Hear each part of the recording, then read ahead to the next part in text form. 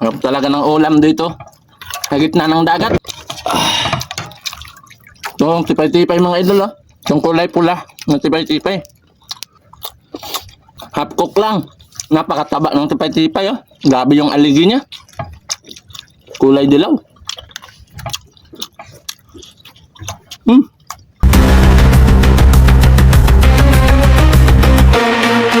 Mga idol, magluluto po tayo ng ulam namin. Dahil tulo na, ilalagay ko na po yung isang pusit. At isang pusit pa rin. At saka mga isda. Sarap yan. Dahil na-miss na namin ang sinabaw, magsasabaw muna kami. At ilalagay ko na po ang sili at sibuyas. Yan o. At lalagyan namin yan ng kalamansi mamaya mga idol. At meron din tayong mga shells na kung tawagin dito sa amin ay tipay. Mamaya na natin to ilagay pag kulo na mga idol. At lalagyan ko na po ng magic sarap. At lalagyan ko po ng kaunting asin. Kaunti lang po. At tatakpan ko po. At mamaya na natin to ilagay. Yan mga idol, oh, bumubuka-buka na dahil sa sobrang init. Sarap nito mamaya mga idol. At meron pa tayong kalamansi. Ilalagay natin dyan mamaya yung kalamansi. Mga idol, ilalagay ko na po yung kalamansi. Dahil sobrang kulo na po. Ayan o. Yan. Ganito yung buhay namin sa laot. Yan o. Tatakpan na. At mga idol, isusunod na natin yung ating shells na kung tawagin ay tipay-tipay. Ayan. Ito na mga idol o. Bubuksan ko dahil sobrang kulo. Yan. Ang sarap niyan. Tipay-tipay. Pakuluin lang natin saglit. At hugasan ko ng aming mga plato dahil kakain na kami. Bumili po kami ng plato, tig 20 po yung isa. At ito po yung mga lamas namin. Nilalagay namin dito yung asin para hindi matunaw. Meron kaming mantika, toyo, kalamansi at saka sibuyas at sili. Ang pagluto ng pinakurat lamang. Bubuksan ko po. Wow! Grabe naman yan. Ang sarap naman ng ulam namin ngayon.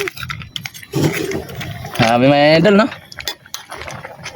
Napakasarap po talaga kapag dito sa aming probinsya. Pupunta ka lang dito sa gitna ng dagat at magsipag, meron ng may ulam. Ang ulam namin ngayon ay 2 pusit at 7 baknet at mga tipay-tipay. Dahil bumubuka-buka pa lang, sintayin pa natin ng konti. Ito na mga idol. Wow, sobrang kulo na.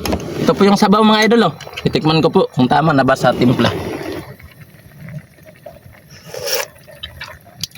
Ang tamis at medyo maanghang. Tara mga idol, kakain po tayo. Papatayin ko na po yung apoy. Yan. Lord, maraming salamat po sa grasya ngayong araw, sa ulam at sa kanin. Ang dami naming ulam ngayon, Lord. Sana Lord, palagi niyo po kaming bibiyayaan. Napakabait niyo po Lord sa amin na mga manlalaot. Amen. Tara mga idol, kain tayo. Ito, plato namin ni Kuya Prem. Dalawa. Kukuha po ako ng kanin. Yan. At sasabawan ko po mga idol. Dahil ako'y natatakam na. Wow. Nakakatakam talaga. Grabe yung laman mga idol, ah. Wow. Ang laki.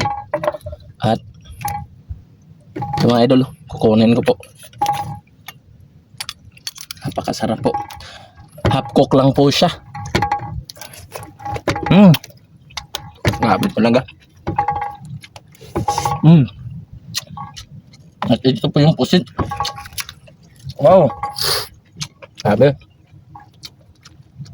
Ito yung liig ng pusit. Medyo malambot. Ito mga idol. Sarap. At higupan ng sabaw.